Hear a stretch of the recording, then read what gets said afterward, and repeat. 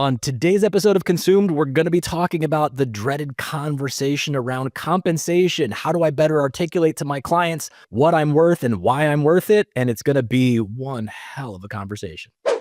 This is Consumed, the podcast for real estate agents who are tired of hearing the same old industry stuff and want to experience something completely different.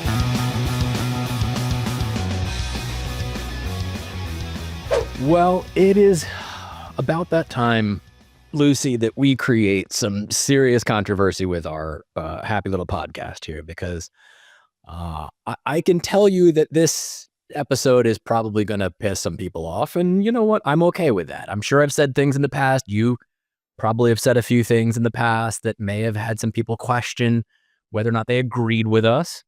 But today, I'm pretty sure I'm going to upset a few folks. So let's dig right in. Let's get right in. I think I will upset a few people as well. I spoke to a couple of realtors this morning, and I did upset them. So okay. So about the topic or just in general? About the topic. Okay. So today's topic is compensation, and do agents get paid too much? And here's what I have so many places that I could start with this one that I'm almost perplexed as to where to even start. What I want to start with is, I think we're actually asking the wrong question. I think the question isn't, do they get paid too much? The question is, do consumers understand what they do? That's the bigger question, because compensation isn't an issue if people understand what you do. So I'm going to start with just that as a central topic to begin with, because my answer to that is no, not at all. But what do you think about that? I agree that the consumer has to understand what agent's responsibility are, what agent promised, and what agent is delivering. So if there are 45 items that agent's supposed to complete, or they are offering that strategy that they're going to do this, and this, and they are sticking to it, and it's valuable, as much as both of us do not like the word value, but it still has a meaning to it. But as long as the results are there, they are not overcharged. The problem is that sometimes agents promise something and they do not deliver. That is issue number one, in my opinion.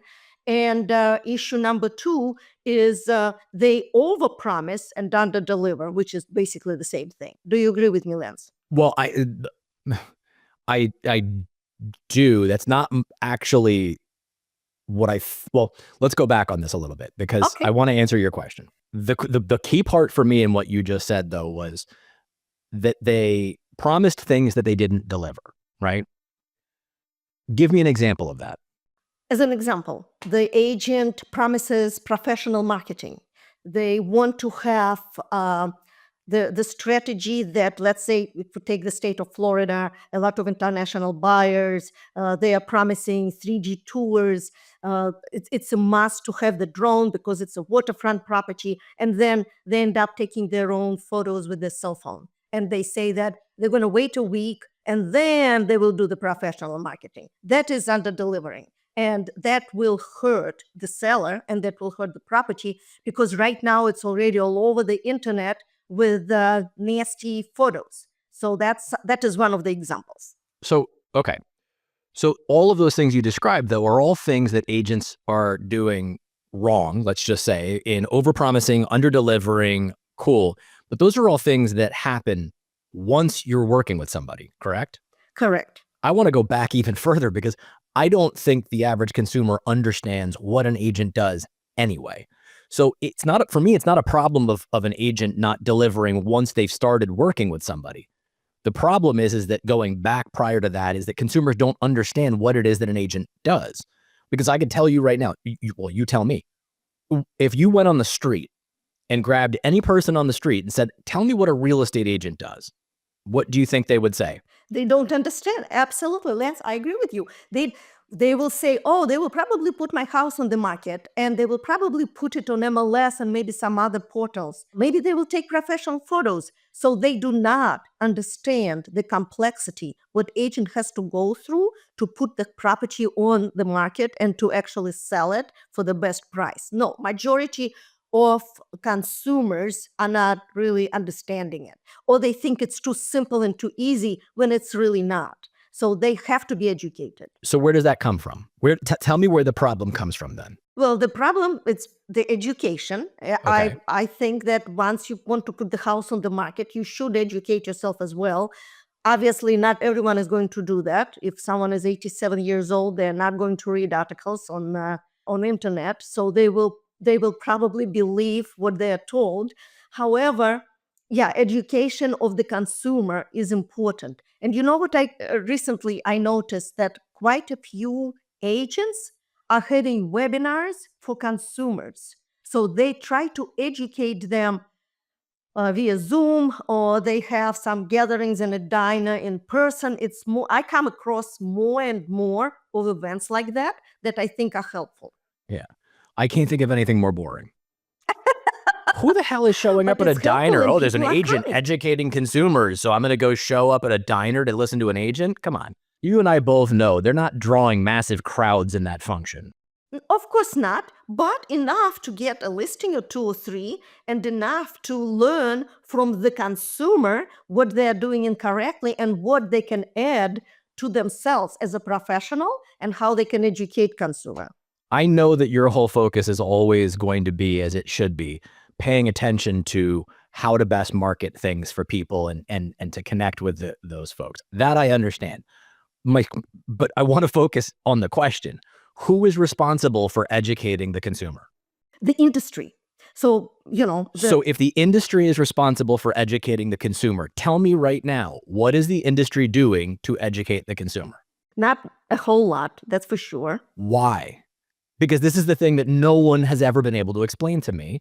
Why? Why is the industry not educating the consumer? And maybe because they're not interested in educating the consumer. Maybe it's not in their advantage. Maybe that's not how the industry can make money, by educating the consumer and by collecting more fees from agents, and by basically sometimes even misleading the consumer of what they have to do and listen to. Okay, well, tell me more about that. How are they misleading the consumer?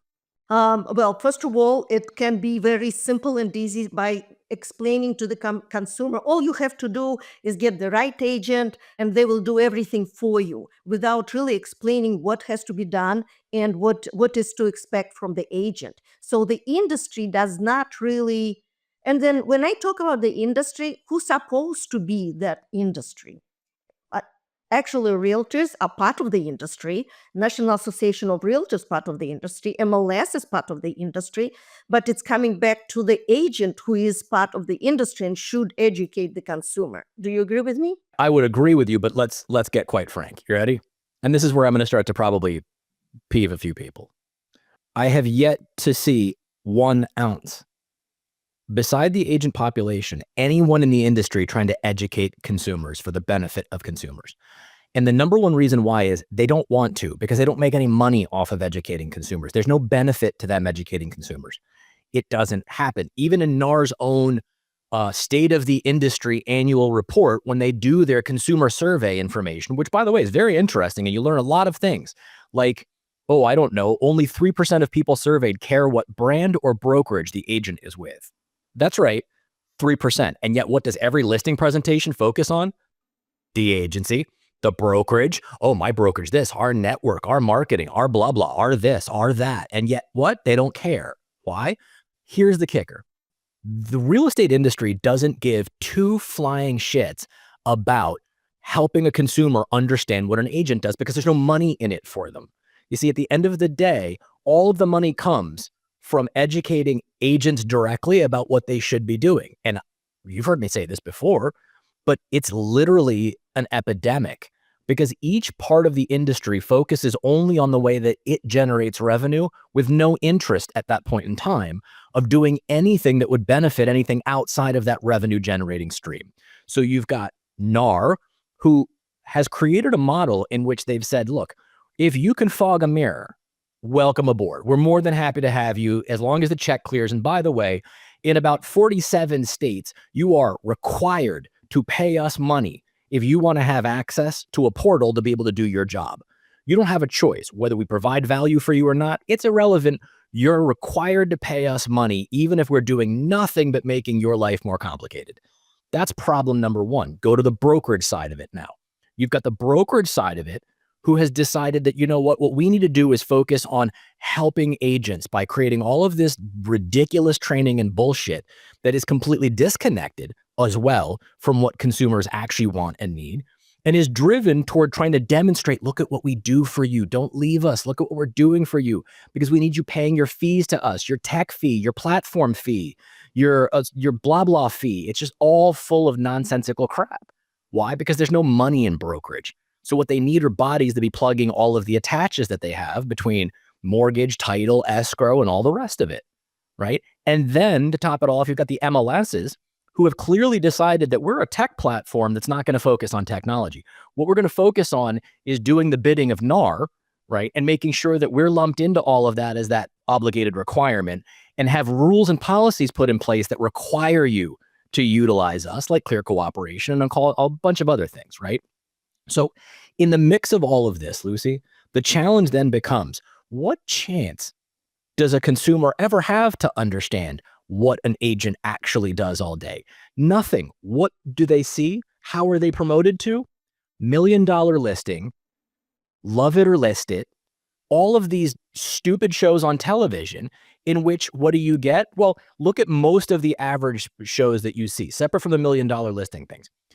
Everybody on that show, right? Their perception of it is, what does the agent do? The agent showed up, they showed 3 properties, the person always picks one of them, and they go home. There was like nothing more involved in it than that. They unlocked a bunch of doors, toured them around, showed them a couple things, 3 properties, they pick one, they're done, right? So right off the bat, the consumer's looking at this going, shit, I could do that. And that's why also we have a whole bunch of people in the industry that shouldn't be in the industry, because you make it look so simple that anybody could get into it.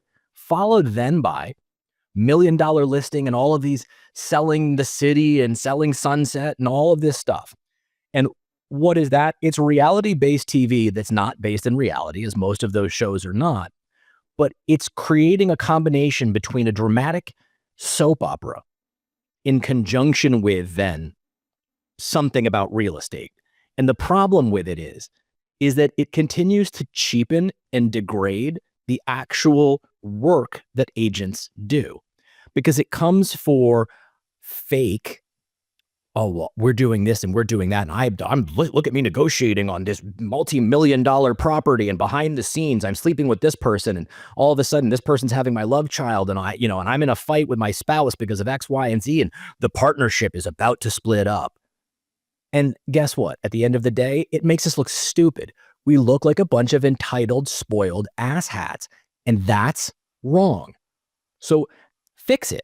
Let me say something. So I agree with you 100%. And I think those shows are pretty dumb. I don't watch them. I'm surprised you have so many details about Because those my shows. wife has those things on like wallpaper on in the background. And every time I walk past it, I'm like, great, I just lost 2 years more of my potential life, because a part of my soul dies every time I walk past the damn room and see, what was the one that she had on the other day was My Fabulous Lottery Dream Home. And I'm looking at this going, you won the lottery. Like, what is wrong with you? That's like, what did you just pick that house for? Anyway, I get sucked into it too. I can't help it. It happens. But we're talking right now about the 10% of best of the best, right? And I would assume, though that's one of the first words I learned when I came to America, never assume, but I would think that 10% would care about their clients, and they would care about their, who they work with. They would build the relationship, they would build the trust, they would invest their energy in that relationship, and they will produce value. They will actually establish the foundation where the client will listen to them, because they already proved how right they are. So don't you agree with that? But again, it's not that. You're talking about once they've already signed a contract. I'm talking about everything that happens before somebody works with them. Once somebody signed a contract, believe it or not, I'm not worried. Agents are the great agents, the top 10% of agents that we're talking to right now. They're the best of the best when the contract's signed. That's where they shine. The problem is, does someone understand your competency and your compensation based off of that? So let's talk about that, right? This is why, for me, the lawsuit was a fabulous thing. And I know a lot of people will disagree with me. I think the lawsuit was spectacular because it took something that I've been saying for a long time and brought it to light.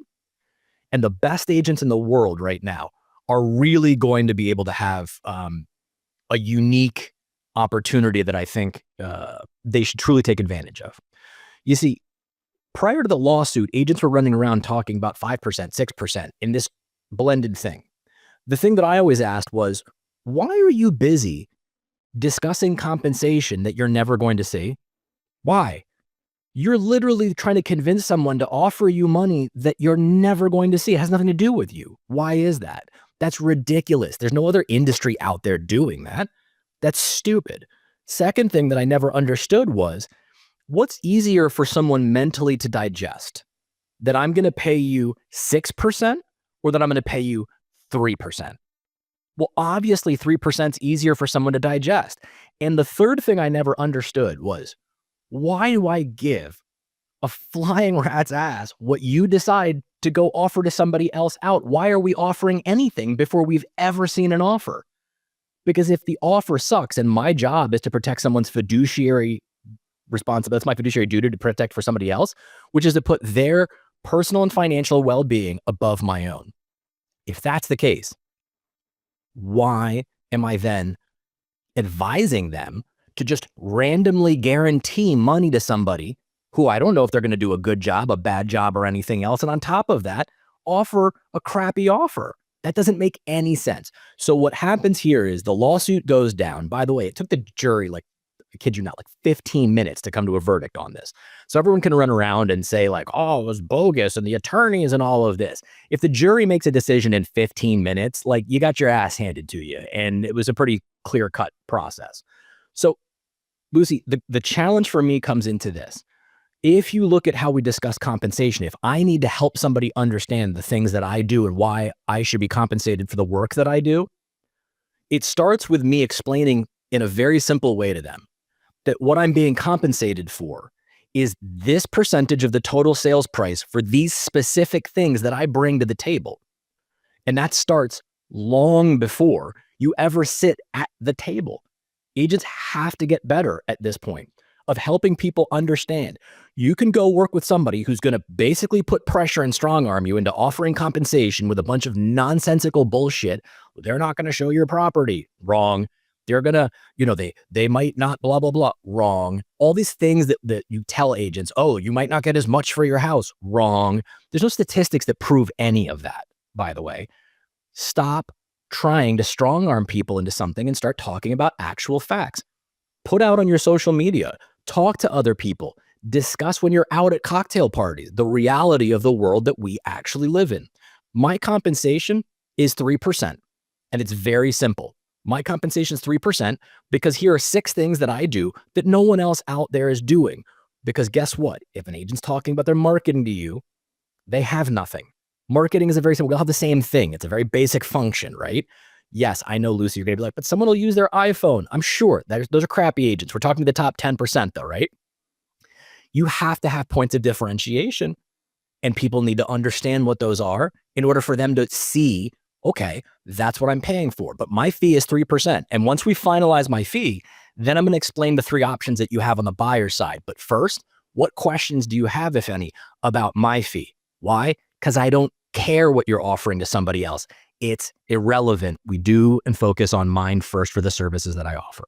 And yes, Lance, but then coming back to your point, before we even get to that moment that we're sitting at the table and I'm telling you that it's 3% and let's talk about what I can bring to the table and what I'm going to do for you. Before that, just like you said, it's branding yourself. So brand is important. So you have to brand yourself on social media, I don't know, in magazines, in the grocery store, but you have to brand yourself for someone to even think about you and for someone to even approach you. So regardless whether the brokerage brings the value or not, which I personally think that there are quite a few brokerages that, yes, they do bring the value.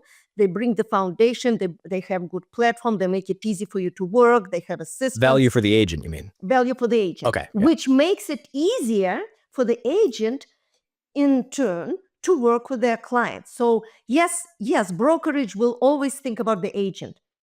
But the way they do think about the agent is having the final consumer in mind, how the agent can spend more time without worries that something's going wrong in the office, because they are focused on their client and spending time with that particular client.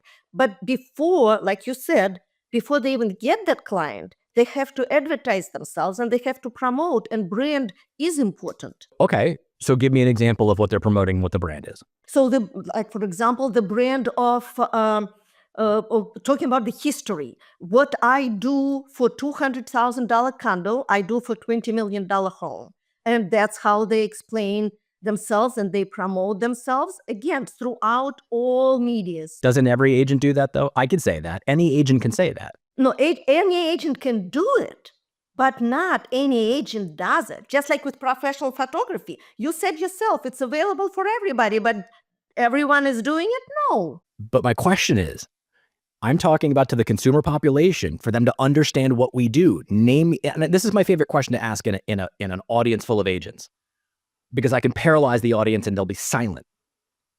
Name me 3 things. I'll say this to agents in an audience. Name me 3 things you do that no one else does. I'll wait. Yeah, that's a hard one. Well, exactly. Think about that. Why? And if I ask agents, tell me what you do. Explain to me what you do for a living. Oh, well, we buy and sell homes. No, you don't. Houses buy and sell themselves. It's a commodity business. Right? Take a price of a house, put it really low. What's going to happen? It's going to sell. That has nothing to do with you. Like, this, for me, is the root of it. And the problem stems from the fact that, again, prior to working with someone, there is nothing that an agent can say that defines what they do that others aren't doing. Because everything that's been taught to them has been taught to them by the same industry people drinking the same bathwater. It is why it is just like the healthcare industry. The educational system in real estate is the same as the healthcare industry. It is symptom treatment. They never want to talk about the cause. Why? Because if you fix the cause, you don't need them anymore. If they fixed the cause, you wouldn't have about 80% of the agents in the industry. If NAR changed their policies to say dues to NAR were based on how much you earned, and we're going to focus our attention on the people that pay us the most, watch how that changes the landscape of that. But they're not going to do that because they need to make money off of 1.6 million people, again, of which only 10% are actually doing anything. So my question or problem or conundrum, I should say, is, and if you can't tell, by the way, Lucid, I'm impassioned by this because I think it's one of You are very passionate about it. But the real estate industry on the whole is profoundly ridiculous in how it operates around certain things. My question is this: if you look at, or if we all look at, right now, what is it that separates agents from other agents? You can't give me anything. I don't mean you personally, but most agents couldn't explain that, other than they've got great networks. They've got great relationships with people. They're at the club. They're playing golf. They're actually networking things. They're part of this. They are out in the world doing stuff, which is great. They've developed relationships and built trust off of those things, which is phenomenal. But all of the branding and all of the marketing and it's the same thing, right? So if I want to be different, if I want to have differentiation, then for me to be able to come out and say, hey, look, I have 3 different tiers of service. If you want me just to help you get your listing up on the internet, cool. Here's the fee that I charge. It's a flat fee for that. That's what we help you do. Here's level 2. My fee for this is, call it 2.5%. And here are the things that come with that. Now, if you want level 3, that's 3.5%. And here's a whole series of unique services. I will actually supply you with all of your moving stuff, all of your moving boxes, all of the tape, all of the all of it. By the way, all of that stuff is branded to who? Me, right? That's marketing, Lucy. See, I do throw some marketing in there every once in a while. At that level, by the way, on opening weekend, by the way, when we go to opening weekend, I pay for you and your spouse to go to dinner together because I need the 2 of you to be on the same page. So I pay for you to go to a nice romantic dinner together, right? I supply, by the way, if you've got kids, a checklist for all the things that the kids need to do when they hear showing. Why? Because when they're done, I supply you with all the gift cards for you to take them to their favorite ice cream place during the showing. So they're now participating and helping out in it. These are differentiation points. People need, Lucy, to understand the points of differentiation in the things that we do. My Sherpa program is built only around how do you understand what consumers want and need, and how do we begin to lean into those things? And I'm going to give you one last example. If someone doesn't understand what makes us different and they think we're all the same, right? Start talking to consumers to ask those questions about what they want and what they need, because that's where you're going to find out where those points of differentiation are. So I'm going to give you a live example because I do this all day long, right? So I was talking to several people over the weekend. And one of the things that I said was, hey, I'd heard that a very popular thing to do was to, after the closing, right, supply you with this app that was then going to break down for you, like when to change your air filters and when you needed to like change the filter on your refrigerator water line and when you needed to clean your gutters. And it was like this whole thing that I was going to give you, and it's branded to me. And I'm like, would that be helpful? And I was talking to like 8 people. Guess what they said? I hope they said yes, because I think it's amazing. They were like, no. I would like that. If I were to buy a house and I have a schedule of different items that have to be done, and I don't have to put it in my calendar. Right. But you know what they said? It's called Amazon Subscribe and Save. The filters come every 6 months for them to replace. They're like, oh, the filter showed up, so that's when I put it in, right? They had a reason for all of it as to why it wasn't necessary. But agents will hear this and be like, this is the greatest thing ever. It's how I'm going to keep my touches with them and stay connected. But they never asked, is this really valuable to you? So I said, what would be valuable to you? What do you feel would be beneficial? What would be helpful after that fact? And one of the women said, this probably has nothing to do with anything, but I have lots of plants in the house because it's nice to have the plants, and I'm supposed to have the oxygen and the green and all the good stuff. And, she said, but I don't know, like they all have different watering needs and schedules. She's like, I'm not a plant person. She's like, I don't know when to water things or how much or any of that stuff. And so she was like, I don't know, if you could fix that problem for me, she'd be like, that's an actual like thing that I deal with every other week. And I laughed and I said, well, did you know there's an app that you can take a picture of each of your plants and it'll tell you specifically how much to water them, when to water them, and then it'll actually create it on a little calendar for you. And she went, wait, that's a thing? And I was like, yeah, that's a thing. And then 2 other people there were like, yeah, actually I would love that. And I said, well, what if we changed it? What if after closing, I gave you access to 5 apps that I thought were super cool that would be helpful for household related things that we come across as challenges? And they were like, that would be amazing. That I would love. Yeah, just like changing filters. I know that Amazon is there. I'm very bad about it. So for me, that app would be useful. But I agree with you that communication and listening is extremely important. And you were talking about it many times as well, how you have to listen, and you have to really listen, not just pretend that you are having a conversation, but making a note of everything your potential client is saying and what's important for them and how they're worried about their kids, and then all the ideas about the ice cream. I think it's amazing. And I know that I told you the story about my niece who was so pissed off, and that her husband mostly, that they had to go outside and they had to wait for 3 hours. If that agent would have offered a $25 pizza gift certificate, that would solve so many issues. Instead of them sitting in a car. Right. But how did I come to understand that? I talk to people. I understand those things because I communicate not with clients. Stop asking your clients what they want and need, because that's after the fact. Once you've closed with them and all of that, we're done. Ask people you've never worked with before, because that's where you're going to learn the most to understand what those pain points are. And I know we got to wrap for today, but I want to just put a pinpoint on this. The question that we started today with was, do agents get paid too much for what they do? And my immediate answer to that is yes, they do. They get paid too much for what they do. The reason that I answer it that way, though, is Because if we're talking about only the 10% of agents and you're doing the same thing as the other 90%, guess what? Everybody there is getting paid too much for what they do. If you do certain things that other people aren't doing, then no, you absolutely don't get overpaid for those things that you do. But I want to just stress the idea that to the average consumer, they have absolutely no idea. And so all these brokerages have these little portals and things, the 70 things your agent does for you. And I'm like, that's not, and again, it's like, update things on the multiple listing service. Every agent does that. And you're going to say, as many people do, well, not every agent does that. And I'm like, okay, again, crappy agents, but to the consumer, they don't know the difference. You have to show them the difference long before you ever work with them. Well said.